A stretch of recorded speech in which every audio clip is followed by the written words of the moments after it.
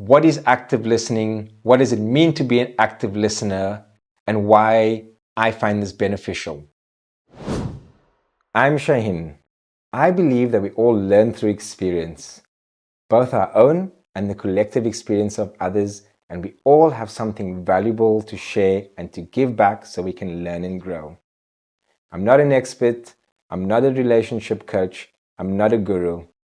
I'm just a curious soul with a thirst for knowledge and adventure for life. And I'd like to share my journey, my struggles, my failures, my victories, and the lessons that I learned from those experiences. This is not intended as advice, nor am I claiming truth. So if anything resonates with you, take it, and if not, let it go. Today, I would like to share about active listening. What does it mean to me to be an active listener, and what is my experience and failures with this journey? I spent a lot of time deep diving into communication styles, particularly nonviolent communication is something that I found particularly useful. What I did find in this communication, I was finding ways to better articulate my feelings, better ways to regulate, better ways to be heard. What I didn't realize is that through this journey was I actually putting as much effort into listening? And for me, communication was always about talking, sharing all those things that I just mentioned. But I feel that communication is both listening, not just the talking. And I realized that I fell short a little bit actually. Looking at myself, was I really an active listener? One of my first experiences where it made me really reflect on my ability to listen is I joined a men's sharing circle, and the facilitator who was holding the space encouraged active listening. And active listening was kind of guided a prompt, said when someone is sharing, notice, are you wanting to share because you resonate with something and you're wanting to add to it? Or are you wanting to share or listen to understand? And that one really sat with me because everyone in the men's circle was sharing these amazing things that resonated with me. And I just felt this deep desire to want to add to it or give. And I questioned, why is that happening? So I made myself a challenge, or I set myself a challenge of going to men's circle and just not responding, just to see how I feel. And did I really need to experience the need to share my opinion? And what I found in that was when I was active listening, it was hard in the beginning. And I found that the more I just listened, I got a deeper understanding of what someone was sharing when I was actually listening to them and not trying to take their share and find a way that it relates to me so that I could contribute to the conversation. And I caught myself doing this a lot of the times. And this particular one, full disclaimer, is it's still one that I find myself challenged with, where I go back and forth between my natural impulse or my natural pattern is to I get excited and I want to jump in and I want to add, but am I adding because I'm excited? Or is that a kind of a selfish thing that I'm doing and I'm adding my experience to someone else's? An example of that is someone that went on holiday. They sharing a trip of, oh, I went to Portugal and I had this, I've been to Portugal too. And instead of listening, I'd be like, oh yeah, I was also in Portugal, and oh, you loved Lisbon. Oh, I love Lisbon too. And then I ended up talking about what I loved about Lisbon and not really listening to that person's share. So this was a bit of a deep dive into active listening. So let's dig a little bit deeper.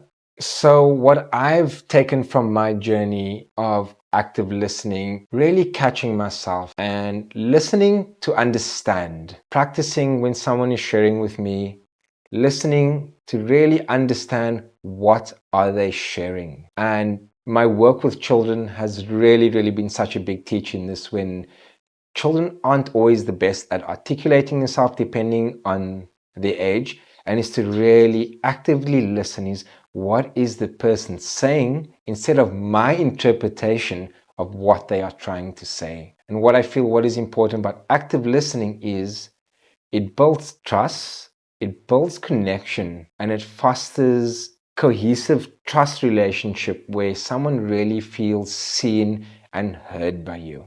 An example of active listening, or an example of how I've practiced active listening, is when someone is sharing with me.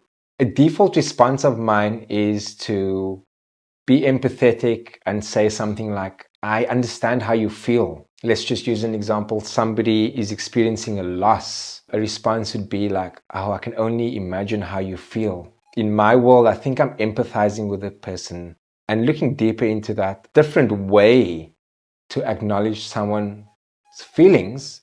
Instead of saying, I understand how you feel, active listening is repeating what the person is saying to you. I hear that you are really sad, versus I understand how that makes you sad. I feel that that is a true recognition of listening actively, versus instead of me implying my idea of what I think the person is feeling. Common mistakes or patterns that I have made that has not made me an active listener. Listening to someone, jumping to advice, unsolicited advice, which I covered in another video. That made me realize I'm not really actively listening because I'm trying to jump to solutions. Another way is interrupting someone and empathizing and making it about me and kind of hijacking the conversation. And it's a really tough one because it happens all the time. And once I started recognizing this within myself, I just observed my conversations, whether it be social interactions or when it comes to deep talks with family or with loved ones, is how often have I actually really been heard? And I find it's a really, really difficult one. And I say this for myself too, to really actively listen. And I'm not quite sure where it comes from. Does it come from a need to want to help? Does it come from a need to want to fix? But that need to want to do something shouldn't supersede the need to want to listen. To summarize what I think active listening is to listen to understand and not respond.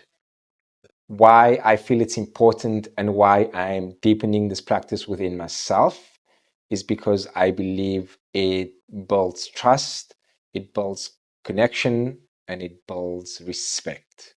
Challenge to put this into action and to take some self reflection is this week, bring awareness to everyday conversations. Try to just listen without trying to respond. Try to listen and try to acknowledge, whether it comes to basic conversations in the workplace or with your loved ones, with your friends, family, children.